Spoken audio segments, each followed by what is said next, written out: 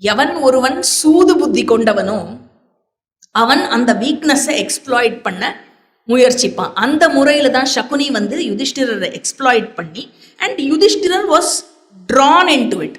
And இந்த பகடை என்ன மாதிரியான ஒரு விளையாட்டு என்றால் அதுக்கு வெளியில இருக்கிறவா ரொம்ப கிளியரா இருப்பா விவேகத்தோட. இந்த ரேஸ் ஆடுறவெல்லாம் பார்த்துருக்கேன். அதுக்கு வெளியில இருக்கிறவா ப்ராப்ளமே இருக்காது. எதுக்கு அறிவு இருக்கா உனக்கு அப்படின்னு கேட்பா. ஆனா அந்த விளையாட்டில் ஈர்க்கப்பட்டவர்கள் அந்த விளையாட்டினுடைய மயக்கத்தினால் they will not be able to act rationally. இது அந்த விளையாட்டிலேயே இருக்கிற ஒரு மாயை. அதனால இந்த சைக்கலாஜிக்கல் புல் இருக்குல்ல, அந்த விளையாட்டுக்கே உரித்தான அந்த சைக்கலாஜிக்கல் புல்லுல வந்து யுதிஷ்டிரன் மாட்டிக்கொண்டான். இதுவும் ஒன் ஆஃப் த ஃபேக்டர்ஸ். இதுதான் மெயின் ஃபேக்டர் இல்ல, ஆனா இதுவும் ஒன் ஆஃப் த ஃபேக்டர். எப்படியான ரெக்கவர் பண்ணிடலாம் இழந்ததெல்லாம் அப்படின்னு ஒரு ஹோப்போடையே விளையாடுறான்ல, ஒவ்வொரு தடவையும் ரேஸ்ல பந்தயம் கட்டுறான்ல, அந்த மாதிரிதான் இந்த சூதும். இன்னொன்னு என்னன்னா, யுதிஷ்டிரனுக்கு நேச்சுரலா இருக்கக்கூடிய ஒரு ஸ்வபாவம், பெரியவா சொன்னா வாய பொத்திண்டு கேட்பான். That submission was very very natural to him. அதே சபையில் இருக்கும் பீஷ்மர், துரோணர், கிருப்பர் இவா எல்லாருமே இருக்கா. ஆனா இவா எல்லாரும் வாய திறக்கல, சைலண்டா இருக்கா. சகுனி அடுத்தது என்னன்னு கேட்கும் போது இவன் ஒவ்வொரு தடவையும் அவளை பார்த்திருப்பான் போல இருக்கு. அவ எல்லாரும் வாய புத்திண்டு இருந்தா என்ன பண்ண முடியும்? திருதராஷ்டிரன் ஒண்ணுமே சொல்லல. அதனால த கமாண்ட் இஸ் நான் ஆடணும் இல்லையா. அதனால அது நேச்சுரலி அவன் வந்து அந்த சிச்சுவேஷனை எப்படி இன்டர்பிரட் பண்ணானா, I have to go through this, I have to endure this, நான் இதை ரெசிஸ்ட் பண்ணக்கூடாது அப்படிங்கிற ஒரு இன்டர்பிரிட்டேஷனை எடுத்துட்டான். ஏன்னா that is the verdict of the court அப்படின்னு வந்ததுன்னா எப்படி அதை நான் சேலஞ்ச் பண்ண முடியும்?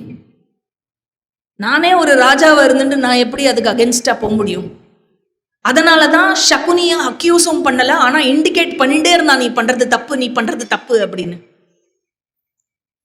ஏன்னா அக்யூஸ் பண்ணாலோ எழுந்து போனாலோ அவுட்ரைட் டிஸ்ரெஸ்பெக்ட் ஆயிடும். அந்த அத்தாரிட்டி ஸ்ட்ரக்சரையே டிஸ்ரெஸ்பெக்ட் பண்ற மாதிரி ஆயிடும்.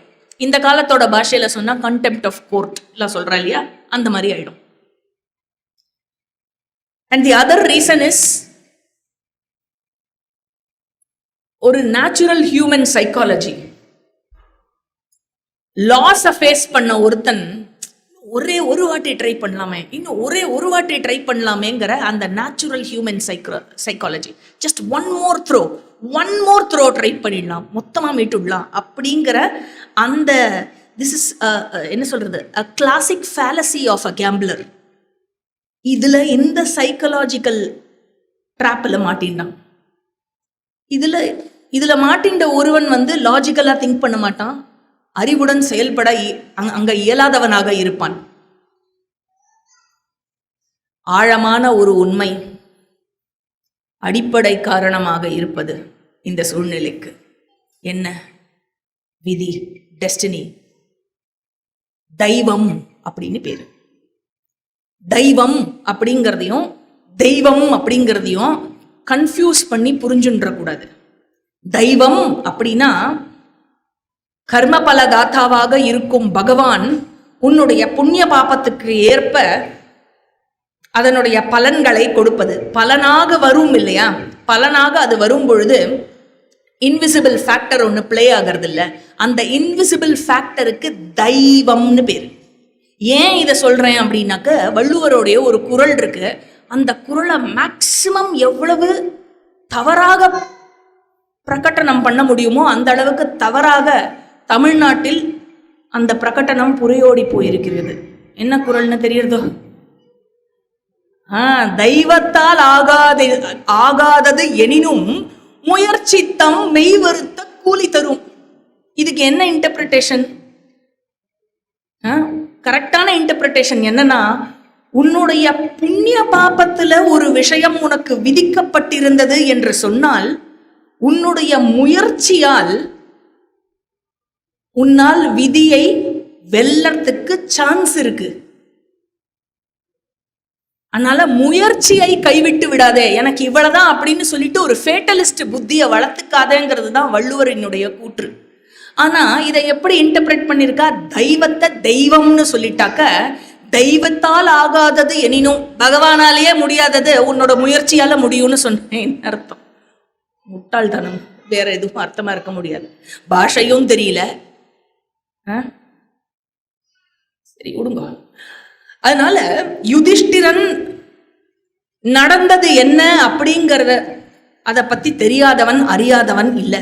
ஆனா he was bound by dharma, personal weakness, social pressure, ஒரு சைக்கலாஜிக்கல் ட்ராப், இது எல்லாமே இருந்தது. எல்லாத்துக்கும் மீறி தெய்வம், தி இன்விசிபிள், விதி அப்படின்னு சொல்லலாம். யுதிஷ்டிரன் சொல்றான், ஹே சகுனி, அந்த செல்வங்கள் அனைத்தையும் கொண்டு நான் விளையாடுகிறேன். நியாயமற்ற முறையை கையாண்ட சகுனி, யுதிஷ்டிரா பார், நான் வென்று விட்டேன் என்றான். அடுத்தது, என்னிடம் என்னுடைய நகரம், எனது நாடு, நிலம். அந்த சமயத்திலும் தர்மத்தை கைவிடல யுதிஷ்டிரன். பிராமணர்களை தவிர்த்து அங்கு வசிக்கும் அனைத்து மக்கட்செல்வம்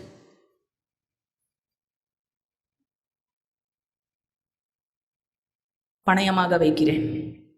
நியாயமற்ற முறையை கையாண்ட சகுனி, பார், நான் வென்று விட்டேன் என்றான்.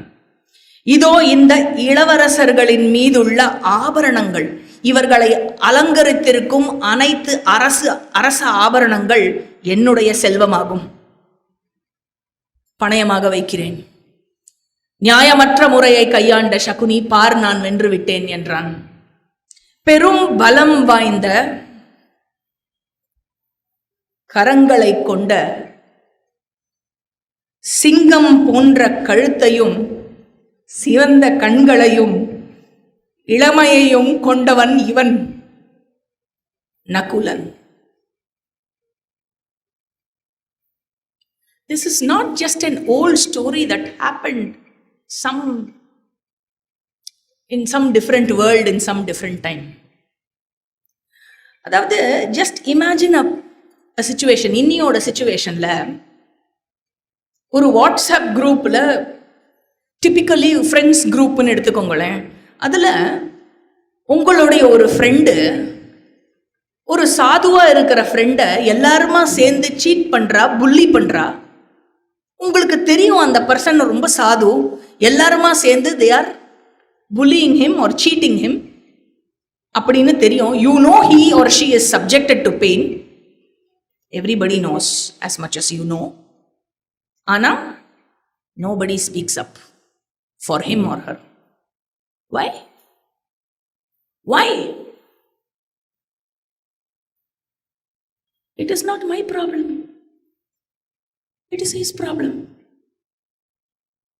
What if I get targeted next? இதே மாதிரி என்ன பண்ணா, அவனுக்கு சப்போர்ட் பண்ண போய் என்ன பண்ணா? நான் கேட்கிறேன், இந்த பிஹேவியர் உங்களுக்கு இருந்தது அப்படின்னு சொன்னா, எல்லாரையுமே கேட்கிறேன், பொதுவா கேட்கிறேன், யாரையும் குறிப்பிட்டு டார்கெட் பண்ணி பர்சனலா கேட்கல, பொதுவா கேட்கிறேன். இந்த மாதிரி ஒரு பிஹேவியர், ஒரு திங்கிங் உங்களோட டெய்லி லைஃப்ல இருந்தது அப்படின்னு சொன்னாக்க, I am sorry to say Mahabharatam is not for you to judge the characters here.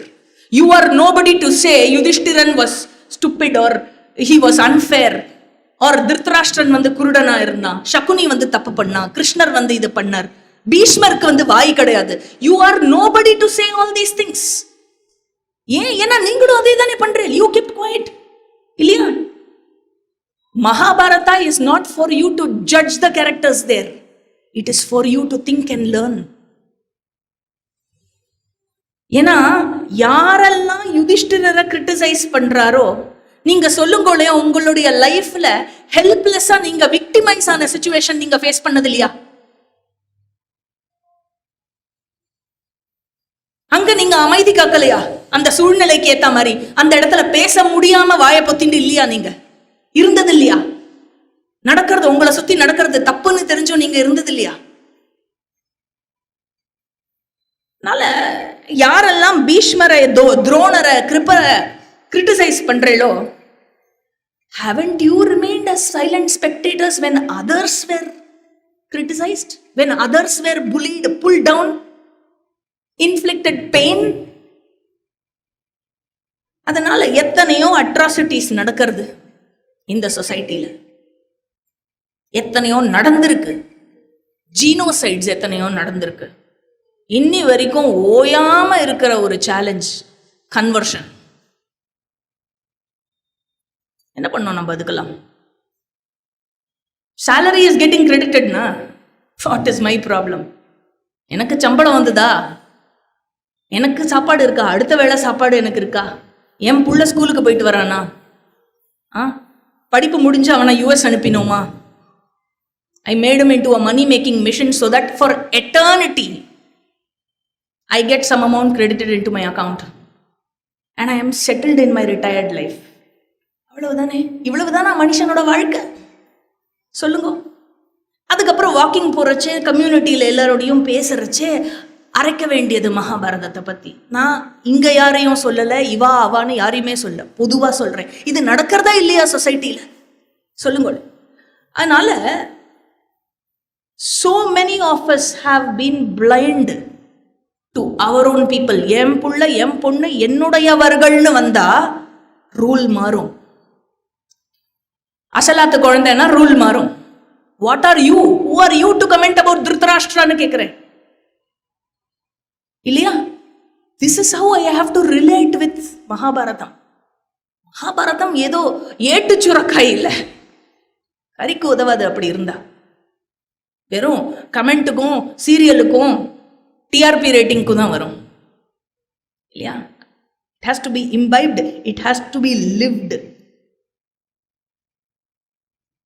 ஒவ்வொரு முறையும் யுதிஷ்டிரன் பார்த்துருக்கணும், யாருமே பேசலையா, நிறுத்த சொல்லலையா, யாருமே பெரியவாள்லாம் இருக்கா, யாரும் நிறுத்த சொல்லலை. என்ன பண்ணோன்னா வாயை பொத்தின்னு ஆடணும். தபஸ் வேற எடுத்துட்டு இருக்கேன், வாக்கு கொடுத்துருக்கேன் இல்லையா? Nobody is there to stop this, I have to continue playing, that is the mandate அப்படின்னு புரிஞ்சுட்டான் நகுலன். நியாயமற்ற வழிமுறையை கையாண்ட சகுனி, பார் நான் வென்று விட்டேன் என்றான். நகுலன் வெல்லப்பட்டான். அடுத்தது, இவன் நீதியுடன் நிர்வாகம் செய்பவன், அவனது கல்வியால் மதிப்பு பெற்று இருக்கிறான். சகதேவன் நியாயமற்ற வழிமுறையை கையாண்ட சகுனி, பார் நான் வென்று விட்டேன் என்றான். சகதேவன் வெல்லப்பட்டான். யுதிஷ்டிரா, யாரு கேட்கிறா? சகுனி. யுதிஷ்டிரா, மாத்ரியுடைய மகன்கள் தானே என்று அவர்களை பணயம் வைத்தாயோ? பீமனையும் அர்ஜுனனையும் மிக உயர்வாக வைத்திருக்கிறாய் என்று தெரிகிறது. எவ்வளோ வலிக்கும். மூடனே யுதிஷ்டிரன், மூடனே, ஒரே இதயமாக இருக்கும் எங்களுக்குள் ஒற்றுமையின்மையை நினைத்து கூட பார்க்காத, அறநெறிகளை கருதாமல் பாவகரமாக நடந்து கொண்டிருக்கிறாய். சகுனி, யுதிஷ்டிரா, கனவிலும் கூட உச்சரிக்காத வார்த்தைகளை சூதாடிகள் விளையாட்டின் உற்சாகத்தில் அடைந்திருக்கும் பொழுது இவர்கள் உச்சரிப்பார்களாம். அதுபோல் நீ பேசியிருக்கிறாய்.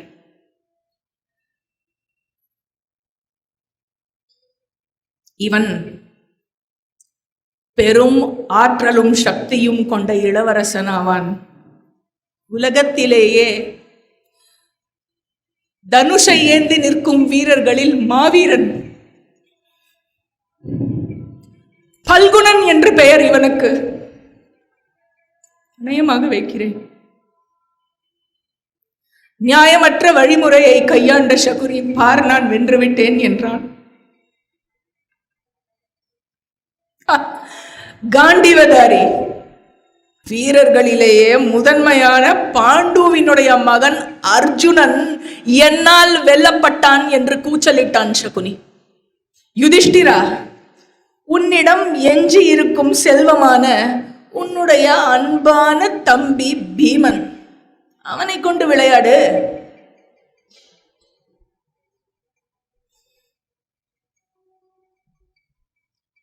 பந்தய பொருளாக வைக்க கூடாதவன் அவன்.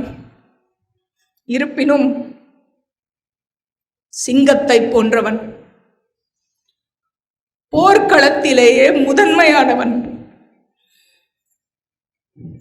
தானவர்களுக்கு எதிரான வஜ்ரதாரி, அந்த இந்திரனுக்கு நிகரானவன், அவமானப்படுத்தவே முடியாதவன். இவ்வுலகில் பலத்தில் நிகரற்றவன் அவன். கதாயுதம் தாங்கியவன், எதிரிகளை கொல்பவன். பாண்டவர்களாகிய எங்களுக்கு தலைவனாக விளங்குபவன். என எங்களை காப்பவன் அவன்தான். பீமசேனன் நியாயமற்ற முறையை கையாண்ட சகுனி, பார் நான் வென்றுவிட்டேன் என்றான். யுதிஷ்டிரா, நீ எல்லாவற்றையும் இழந்து விட்டாய், தேர், குதிரை, யானை, தங்கம், உன் தம்பிகள் என்று. நீ தோற்காத வேறு ஏதேனும் பொருள் உன்னிடம் இருக்கிறதா? என் தம்பிகளுக்கெல்லாம் மூத்தவனாக நான் மட்டுமே இன்னும் வெல்லப்படாதவனாக இருக்கிறேன். நியாயமற்ற முறையை கையாண்ட சகுனி, பார் நான் வென்றுவிட்டேன் என்றான். யுதிஷ்டிரா, உன்னை வெல்ல நீயே அனுமதித்தாய். இது மிகவும் பாவகரமானது. வைஷம்பாயனர் சொல்றார், இவ்வாறு சொன்ன சகுனி சபையில் இருக்கும் மற்ற மன்னர்களிடமெல்லாம் தான் பாண்டவர்களை ஒருவர் பின் ஒருவராக வென்றதை சொல்லி சொல்லி ஆனந்தப்பட்டு கொண்டான். சகுனி சொல்றான், மன்னா யுதிஷ்டிரா, உனக்கு அன்பான மற்றொரு பந்தய பொருள் உன்னால் தோற்கப்படாமல் இருக்கிறது. பாஞ்சால நாட்டு இளவரசி திரௌபதி. அவளை பந்தயமாக வைத்து உன்னை நீ மீட்டுக் கொள்வாய்.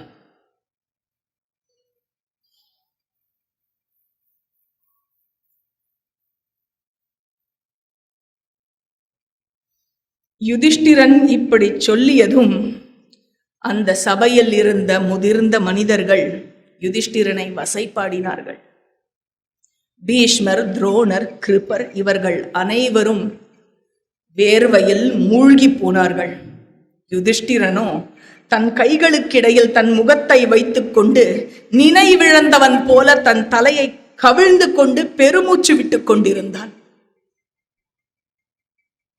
ஆனால் இதயத்தால் மகிழ்ந்திருந்த திருதராஷ்டிரன் பேரமைதி நிலவிய அந்த சபையில் பந்தயம் வெல்லப்பட்டதா என்று திரும்ப திரும்ப கேட்டு தன் உணர்ச்சிகளை மறைக்க முடியாதவனாக அவன் விளங்கிக் கொண்டிருந்தான். சபையில் இருந்த அனைவருடைய கண்களிலும் கண்ணீர் விழுந்தோடியது. அப்பொழுது துஷாசனனும் மற்றவர்களுடனும் சேர்ந்து கொண்டு அந்த கர்ணன் சத்தம் போட்டு சிரித்தான். எனக்கு புரியல. People calling out Karna's glory everywhere. What kind of a person are you celebrating? தெரியல. இதெல்லாம் படிச்சதே இல்லையா நீங்க மகாபாரதத்துல? வெறும் கர்ணன் தானவீரன் தானவீரன் தானவீரன் தான் படிச்சிருக்கீங்களா? இது எப்படி தெரியுமா இருக்கு? கர்ணனை தானவீரன் தானவீரன் செலிப்ரேட் பண்றது. ஒசாமா பின் லாடன் எவ்வளவு இன்டெலிஜென்ட் தெரியுமா? அஃப்சல் குரு பிளானிங்ல என்ன பிரிசிஷன் தெரியுமா? யார் தெரியுமா அஃப்சல் குரு? தெரியாது. நம்ம பார்லிமெண்ட் அட்டாக் பண்ணவன். பிளானிங்ல அவனுக்கு எவ்வளவு பிரிசிஷன் தெரியுமா? அப்படின்னு சொன்னா என்ன அர்த்தம்? அஜ்மல் கசப் வெச்ச குறி தப்பாது தெரியுமா? அதெல்லாத்தையும் விட Mohammed கஜ்னி What an example that is celebrated. 18 முறை சோமநாத்தை சூறையாடி அந்த செல்வங்களையும் கோவில்களையும் உடைத்து, 1 இல்ல 2 இல்ல, முதியோர், வயதானவர், குழந்தைகள் என்று பார்க்காமல் 50,000 பேரை கொன்று அவர்கள் பிணத்தின் மேல் சென்று சொத்தை சூறையாடியவன் Mohammed Ghajini. Celebrated for what? Should not give up. வைஷம்பாயனர் சொன்னார், உற்சாகம் மிகுந்த சகுனி, யுதிஷ்டிரா, உன் அன்பான பந்தய பொருளை பார், நான் வென்று விட்டேன் என்றான். துரியோதனன், விதுரரே, பாண்டவர்களின் அன்பிற்கும் நேசத்திற்கும் உரிய மனைவியான திரௌபதியை சென்று அழைத்து வரும். அறைகளை துடைத்து சுத்தம் செய்வதற்கு அவளை பலவந்தமாக அனுப்புங்கள். நமது பணிப்பெண்கள் தங்கும் இடத்தில் அவளும் தங்கட்டும் என்றான். விதுரர் சொல்றார், மகாபாவி துரியோதனா, இந்த வார்த்தைகளை உச்சரிப்பதால் உன்னை நீயே கயிறுகளில் கட்டி போட்டுக் கொள்கிறாய் என்பதை நீ அறிய மாட்டாயா? ஒரு பெரும் பாறையினுடைய விளிம்பில் நீ தொங்கிக் கொண்டிருக்கிறாய் என்பதை நீ புரிந்து கொள்ள மாட்டாயா? கொடும் விஷம் கொண்ட பாம்புகள் சினம் தூண்டப்பட்ட நிலையில் உன்னுடைய தலையில் இருக்கின்றன. பாவியே, மேலும் இவர்களை, யாரை? பாண்டவர்களை கோபத்தை தூண்டாதே, நீ யமலோகத்திற்கு செல்வாய். மன்னன் யுதிஷ்டிரன், துரியோதனா, மன்னன் யுதிஷ்டிரன் தன்னையே இழந்து தனக்கே தலைவனாக இல்லாத போது அவளை பந்தயமாக வைத்தால் திரௌபதி அடிமையாக மாட்டாள். சாகும்போது மட்டுமே பலனை கொடுக்கும் மூங்கிலை போல் திருதராஷ்டிரன், நமக்கெல்லாம் மன்னனாக இருப்பவன், கடைசி காலத்தில் இந்த பொக்கிஷங்களை வென்றாலும் இந்த பகடையால் உண்டாகும் பகைமையையும் பயங்கரத்தையும் அறியாமல் இருக்கிறார். ஒரு சமயம் என்ன ஆனது, ஆடு ஒரு கொக்கியை, ஒரு சின்ன கத்தி போன்ற ஒரு விஷயத்தை விழுங்கிவிட்டது. அந்த கொக்கி அதன் தொண்டையை துளைக்கும் பொழுது, அது சிரமப்பட்டு கொண்டிருக்கும் பொழுது ஒரு வேடன் என்ன செய்தான், அதன் தலையை தரையில் வைத்து அதன் தொண்டையை பயங்கரமாக அறுத்து அந்த கொக்கியை வெளியே எடுத்தான். துரியோதனா, நீயும் அதே போல் பாண்டவர்களினுடைய செல்வத்தை விழுங்காதே. அவர்களை உன் எதிரியாக கொள்ளாதே அப்படின்னு சொல்லிட்டு இவன் எப்படியும் கேட்க மாட்டாங்கிற வேதனையில விதுரர் புலம்புறார். ஐயோ துரியோதனன் நேர்மையற்ற குணம் நிறைந்தவர்களான, அதாவது நேர்மையற்ற குணம் என்பது நரகத்திற்கு இழுத்து செல்லும் ஒரு வாயிலில் ஒன்று என்பதை இவன் அறியவில்லையே. அவனுடன் சேர்ந்து துஷாசனனும் இந்த குரு இளவரசர்கள் அனைவரும் நேர்மையற்ற பாதையையே தொடர்கிறார்களே, நான் என்ன செய்வேன்? இந்த துரியோதனன் குரு வம்சத்தின் அழிவுக்கு காரணமாக இருப்பான் என்பதில் எந்த சந்தேகமும் இல்லை. நன்மை சொல்லை, நீதி சொற்களை கேட்காமல் இருப்பதும், சபலம் அதிகரித்து இருப்பதாலும் பயங்கரமான பேரழிவையே இந்த குரு வம்சத்திற்கு ஏற்பட போகிறது. வைஷம்பாயனர் சொல்றார், செருக்கால் போதையுண்ட துரியோதனன் விதுரரை ச்சே என்று சொல்லிவிட்டு தன் பணியாட்களாகிய பிரதிகாமின் என்பவனை அழைத்து திரௌபதியை இங்கே கொண்டு வா என்றான். பாண்டவர்களிடம் அச்சம் கொள்ளாதே பிரதிகாமின், விதுரர் தான் பயத்தால் அவர் உளறிக் கொண்டிருக்கிறார், அவரை கேட்காதே. நமது செழிப்பை அவர் எப்பொழுதுமே விரும்பியதில்லை. பிரதிகாமன் திரௌபதியிடம் சென்றான். ஹே திரௌபதகுமாரி, பகடையில் போதையுண்ட யுதிஷ்டிரரிடமிருந்து துரியோதனன் உங்களை வென்றுவிட்டான். திருதராஷ்டிரரின் வசிப்பிடத்திற்கு நீ இப்பொழுது வர வேண்டும். ஹே யாக்ஞசேனி, வீட்டு ஊழியம் செய்யும் பணியில் உன்னை நான் நியமிக்க வேண்டும். திரௌபதி கேட்கிறார், ஹே பிரதிகாமின், ஏன் இப்படி பேசுகிறாய்? தனது மனைவியை பந்தய பொருளாக வைத்து எந்த மன்னன் விளையாடுவான்? மன்னர் நிச்சயமாக பகடையில் போதையுண்டிருக்கிறார். இல்லை என்றால் அவர் பந்தயத்தில் வைத்தாட அவருக்கு வேறு பொருள் காண முடியவில்லையா என்ன? பிரதிகாமின் சொல்றான், அவரிடம் ஏதுமே இல்லாத போது உன்னை வைத்து ஆடினார். முதலில் தம்பிகளையும் பிறகு தன்னையும் இழந்தார், பிறகு உன்னையும் இழந்தார். உடனே திரௌபதி கேட்கிறார், பிரதிகாமின், யாரை முதலில் இழந்தார்? அவரையா அல்லது என்னையா? இதை முதலில் உறுதி செய்து கொண்டு வா, பிறகு நீ என்னை அழைத்து செல்லலாம். பிரதிகாமின் அந்த சபையில் இருந்தவர்களிடம் திரௌபதி சொன்னதை சொன்னான். துரியோதனன் சொல்கிறான், பாஞ்சால இளவரசி இங்கே வந்து அவளுடைய கேள்விகளை கேட்கட்டும். இந்த சபையானது அவளும் யுதிஷ்டிரனும் பேசிக்கொள்வதையும் நாங்கள் எல்லோரும் கேட்க வேண்டும். பிரதிகாமின், திரௌபதியை கூட்டின் வா. மீண்டும் திரௌபதி இடம் சென்றான் பிரதிகாமின்.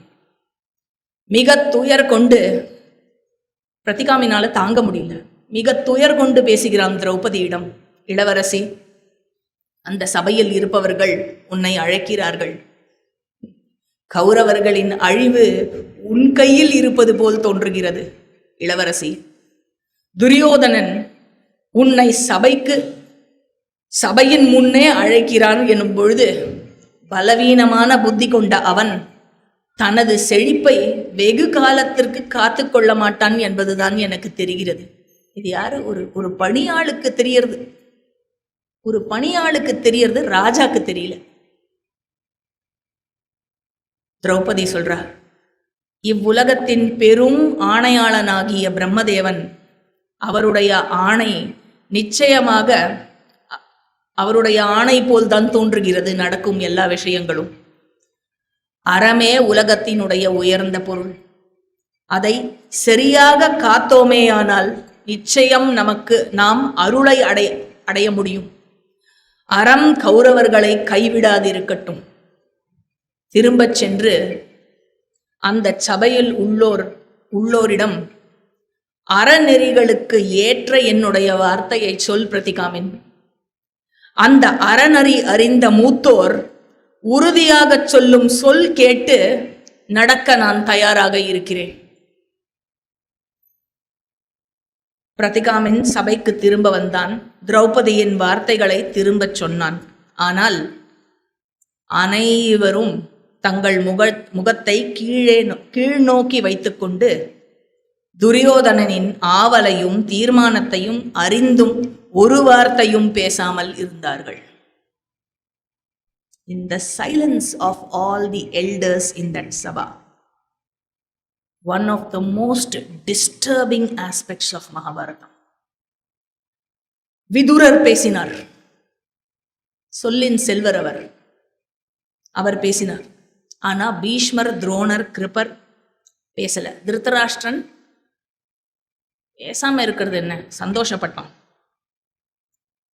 அதனால பெரியோர்கள் யாரும் they did not effectively stop what was happening there. ஏன் அவர்கள் நிறுத்தவில்லை நடந்ததை? பெரியோர்கள் ஏன் நிறுத்துன்னு சொல்லல? நம்பர் 1, கான்ஃப்ளிக்ட் ஆஃப் தர்ம சங்கட்டான பேர். அதாவது யார் ஒருத்தர் தர்மத்தை ஃபாலோ பண்றாளோ அவளுக்கு தான் இதை புரிஞ்சுக்க முடியும்னு வச்சுக்கோங்க. தர்ம சங்கட்டம் அப்படின்னா பீஷ்மர் இந்த விஷயம் இட் டோர் ஹிம் அபார்ட் அப்படிங்கிறத அவரே சொல்றார் மகாபாரதத்துல. அதாவது ஆன் ஒன் ஹேண்ட் அவருக்கு தெரியறது சகுனியோடைய இந்த விஷயம் அதர்மமானது, கபட்டமானது அப்படின்னு தெரியறது. On the other hand Yudhishthira வில்லிங்கா இதை ஆடிண்டே இருக்கானே. யுதிஷ்டிரனே வில்ஃபுல்லா ஆக்செப்ட் பண்ணி இதை கண்டினியூ பண்ணும்பொழுது ஒன்னொன்னுத்தையா ஸ்டேக் பண்ணி எல்லாத்தையும் ஸ்டேக் பண்ணி முடிச்சுட்டான். அப்படிங்கும் பொழுது அவரால் என்ன பேச முடியும்? There is a moral dilemma. நான் யாருக்காக இப்ப பேசணும்? அப்படிங்கிற மாரல் டைலமா. அந்த சைடு யுதிஷ்டிரருக்கு எப்படி இருந்தது? இவர் வாயை திறக்கலையா, அப்ப நான் திரும்ப ஆடணும் போல இருக்குன்னு அவன் ஆடின்னு இருக்கான். இவன் வாயை திறக்கலன்னு இவர் வாயை திறக்கலன்னு இவன் ஆடினா, இவன் ஆடுறான்னு இவர் வாயை திறக்கல. Classic example of dharma becoming very very subtle and difficult to interpret. அடுத்தது என்னன்னா, பீஷ்மருக்கு இருந்த loyalty towards the throne of Hastinapur. ஹஸ்தினாபுரத்தினுடைய அந்த ராஜனுக்கு, அந்த அரசாணைக்கு அவர் கட்டுண்டவர், வாழ்நாள் முழுவதும் கட்டுண்டவர். ராஜா வாய திறக்கலையே, திறக்க மாட்டாருன்னு தெரியும், திறக்கலையேங்கிற வேதனை. அவர் தானே சொல்ல முடியும். இந்த சபையில எது நடந்தாலும் நிறுத்துன்னு சொல்ற அதிகாரம் ராஜாக்கு மட்டும்தானே இருக்கு. அவரே ஒண்ணு சொல்லலைன்னா நான் என்ன வாய திறக்க முடியும் அவருக்கு எதிரா? அதுவும் தனியா சொல்லும் போதானு நான் பெரியப்பா அவன் மகன் இல்லையா? ஆனா இங்க அரசவையில அவன் அரசன், நான் அரசுக்கு சேவகனாக இருப்பவன். அப்படி இருக்கிறச்சே நான் எப்படி வாய திறக்க முடியும்? அண்ட் ஒவ்வொரு முறையும் பணயம் வைக்கப்படும் பொழுது யுதிஷ்டிரன் வில்ஃபுல்லா ஆக்செப்ட் பண்ணி அவனுடைய சுயநினைவோடு வைத்திருக்கிறான் பணயத்தை. விதுரர் ஓப்பனா ப்ரொடெஸ்ட் பண்ணா, அவர் மட்டும்தான் ப்ரொடெஸ்ட் பண்ணார் இது வரைக்கும். அவர் ஓப்பனா ப்ரொடெஸ்ட் பண்ணார். ஆனா அவர் பண்ண ப்ரொடெஸ்ட் எல்லாருமே இக்னோர் பண்ணியாச்சு. யாருமே அதற்கு வழிமொழியவில்லை. அந்த மன்னர்கள் கூட எல்லாருமே சைலண்டா இருந்திருக்கா, யாருமே பேசல. டெஃபினெட்லி சைலண்டா இருந்தவா எல்லாருமே they are criticized for this moral failure. Definitely criticized. அதாவது இவர்களினுடைய டயலமா எங்க இருந்ததுன்னா, மேலான ஒரு தர்மத்தை ப்ரொடெக்ட் பண்றதுக்கு என்னுடைய விரதம் இருக்குல்ல, என்னுடைய விரதத்தை நான் தியாகம் பண்ணணும்.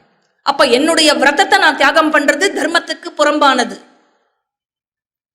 இந்த டைலமா, எந்த புறம்பை நான் ஏற்றுக்கொள்வது? இதை கைவிடுறதா அதை கைவிடுறதா, எந்த தர்மத்தை நான் கைவிடுறதுன்னு டிசைட் பண்ண முடியாத ஒரு சூழ்நிலை. இது தப்பு இல்லையா? இப்படி இருக்கப்படாதே அப்படின்னா exactly that is the teaching. இருக்கக்கூடாது என்பதுதான்.